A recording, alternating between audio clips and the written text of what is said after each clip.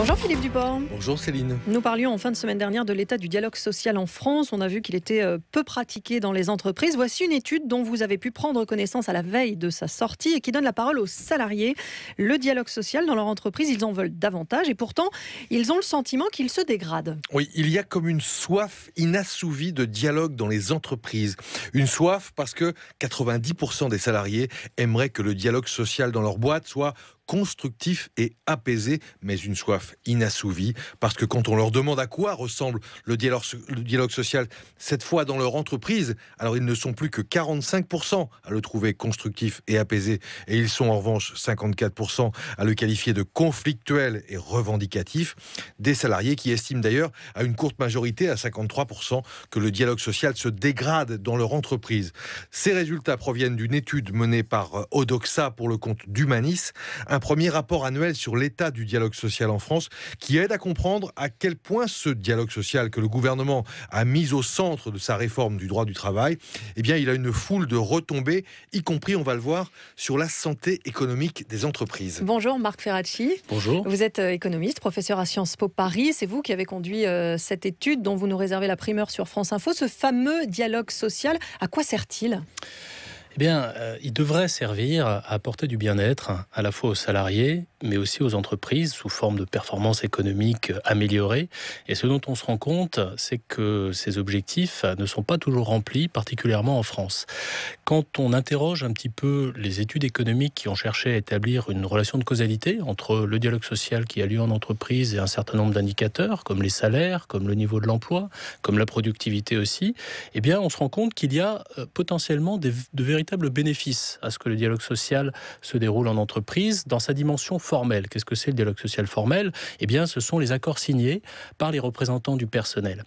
En France, et c'est un petit peu ce que dit ce rapport réalisé par Humanis et avec le concours du sondage de l'Institut Odoxa, en France, on signe des accords, on n'en signe pas forcément suffisamment. Il y a beaucoup d'entreprises dans lesquelles on pourrait signer des accords et on n'en signe pas, mais il y a quand même une activité conventionnelle, c'est-à-dire des accords qui sont signés au niveau des entreprises ou des branches.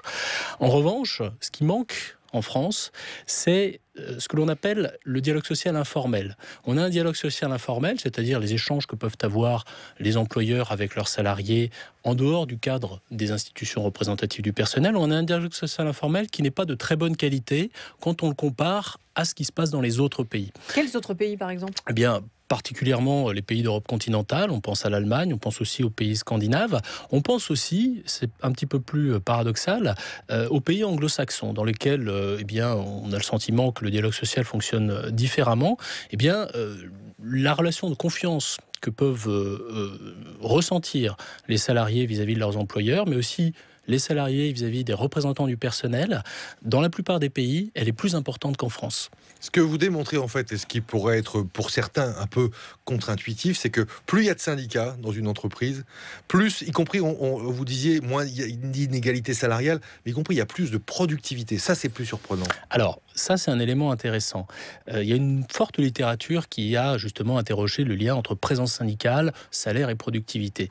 Sur les salaires, il n'y a pas trop d'ambiguïté. Les syndicats font plutôt bien leur travail. Non seulement ils élèvent le niveau des salaires dans l'absolu, mais ils contribuent, vous l'avez dit à l'instant, ils contribuent aussi à réduire les inégalités salariales. C'est vrai que quand il y a un syndicat présent dans l'entreprise, en général, on constate que, toute chose égale par ailleurs, eh bien, l'entreprise a une compression des salaires, c'est-à-dire une moindre dispersion, moins d'écart entre les hommes et les femmes, moins d'écart entre les qualifiés et les moins qualifiés. Sur la productivité, c'est un peu plus ambigu. Pourquoi ? Parce qu'on se dit que la présence des syndicats peut, lorsqu'ils sont justement dans une démarche plus conflictuelle, accroître par exemple le nombre de jours de grève, accroître la conflictualité, ce qui peut, de loin en loin, nuire à la productivité de l'entreprise. Mais dans d'autres circonstances, précisément quand il y a du dialogue social informel de qualité, quand il y a de la confiance, ce que nous disent les études, c'est que la présence syndicale peut au contraire contribuer à accroître la productivité. Et de ce point de vue, eh bien, il faut miser sur le dialogue social, mais il faut miser sur un dialogue social qui ne soit pas uniquement basé sur la négociation collective, il faut aussi miser sur l'autre composante, c'est-à-dire sur des relations de confiance, et ça, encore une fois, c'est ce qui manque en France. En tout cas, ce que dit ce sondage, c'est que les gens, quand on leur parle de leur entreprise, ils disent, chez moi, c'est le dialogue social, il est conflictuel, il est revendicatif, dans la majorité des cas. C'est complètement en écho avec ce qu'on voit en ce moment autour de la loi El Khomri, avec cette espèce de crispation. Oui, tout à fait. On a aujourd'hui un contexte. Alors, on a un contexte qui se déroule au niveau national. Le sondage qui a été réalisé l'a été au niveau des entreprises. Mais c'est vrai qu'à la fois dans la concertation qui peut exister avec les syndicats au niveau national et dans le contexte qu'on peut retrouver au niveau entreprise, eh bien, il y a des crispations. Il y a souvent des crispations en France. Alors, il y a beaucoup de raisons qui peuvent expliquer ça. Il y a des raisons qui touchent à des causes historiques. C'est un petit peu on va dire l'ADN des syndicats français, qui est un ADN qui s'est construit dans la conflictualité, qui s'est construit eh bien, dans la revendication parfois violente, mais pas toujours. Il y a aussi des causes qui tiennent à la manière dont, en face, les organisations patronales ou les employeurs conçoivent le dialogue social, qui en France n'est pas forcément très vertueuse et très constructive. Ça se traduit d'ailleurs par des phénomènes de discrimination à l'égard des représentants du personnel, discrimination qui ont été mis en évidence par certains chercheurs comme Thomas Breda, qui était, je crois, sur votre antenne il y a quelques jours. Donc, il y a finalement un cercle vicieux, c'est-à-dire un cercle dans lequel les acteurs ne se font pas confiance. Et ça, encore une fois, c'est quelque chose que l'on retrouve au niveau des entreprises, comme au niveau des branches et au niveau interprofessionnel. Marc Ferracci, merci beaucoup. On va retrouver votre étude sur notre site internet franceinfo.fr. Philippe Duport, à demain.